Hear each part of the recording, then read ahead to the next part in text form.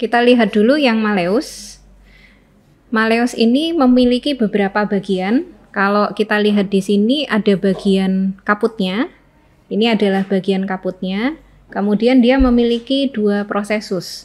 Prosesus yang pertama, prosesus atau tonjolan ya. Prosesus yang pertama adalah prosesus lateralis, kemudian yang kedua adalah prosesus anterior. Untuk prosesus anteriornya tidak tergambar di sini.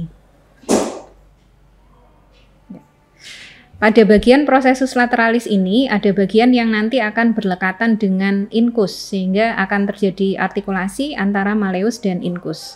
Pada bagian yang sama juga akan berlekatan dengan membran timpani, sehingga proses perlekatan antara Malleus dengan membran timpani dan juga dengan dengan incus itu terjadi pada prosesus lateralis. Kemudian kita lihat incus. Ini adalah bagian incus. Nah, ini adalah incus. Kalau kita lihat, incus terdiri atas korpus, kemudian dua krus. Krus itu kaki-kaki. Jadi dari satu korpus kemudian terhubung dengan dua kaki. Kakinya satu panjang dan satu pendek, sehingga satu disebut dengan krus brevis dan satunya lagi disebut dengan krus longus.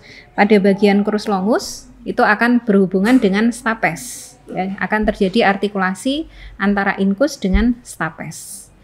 Sekarang kita lihat yang stapes. Ini adalah bagian dari stapes.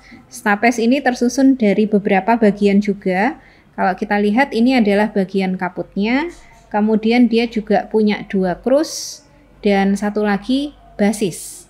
Basis ini yang kemudian akan kontak dengan auris interna pada fenestra vestibuli.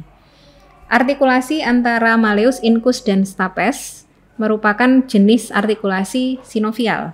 Jadi di situ akan didapatkan sendi sinovial ya di antara Malleus dan incus maupun di antara incus dan stapes, sehingga memungkinkan terjadinya pergerakan yang cukup lumayan ya antara satu tulang dengan tulang yang lainnya. Nah, hal ini tentu bisa berbahaya kalau misalkan terjadi getaran yang berlebihan pada membran timpani, maka akan diteruskan secara berlebihan pada sepanjang osikule auditiva sebelum mencapai auris interna. Oleh karena itu diperlukan struktur-struktur pengaman. Struktur pengamannya salah satunya melekat pada Malleus.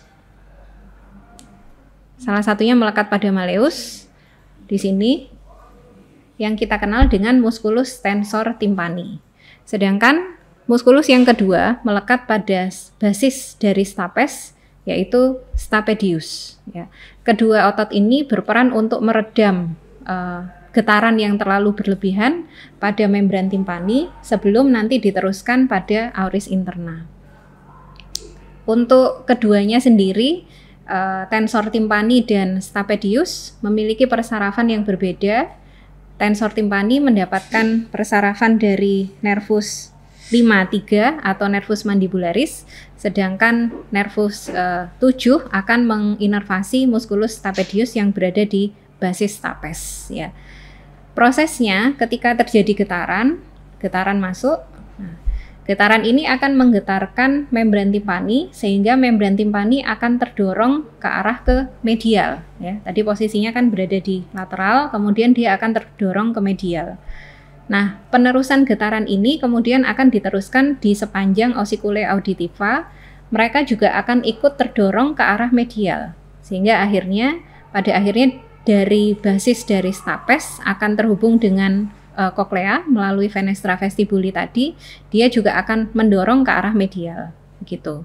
Tapi di satu sisi ketika terjadi gerakan dari membran timpani ini ke arah lateral, maka basis dari stapes ini dijaga supaya tidak sampai lepas dari fenestra vestibuli yang merupakan bagian dari koklea tadi, dengan cara gerakan dari incus yang akan menggerakkan pada sisi sebaliknya. Sehingga ada satu mekanisme proteksi ya di sini supaya getaran yang ada di membran timpani tadi tidak sampai merusak artikulasi dari osikule auditiva maupun merusak isi bagian dalam dari koklea auris interna. Kalau sampai itu terjadi maka bisa terjadi ketulian tentunya. Kemudian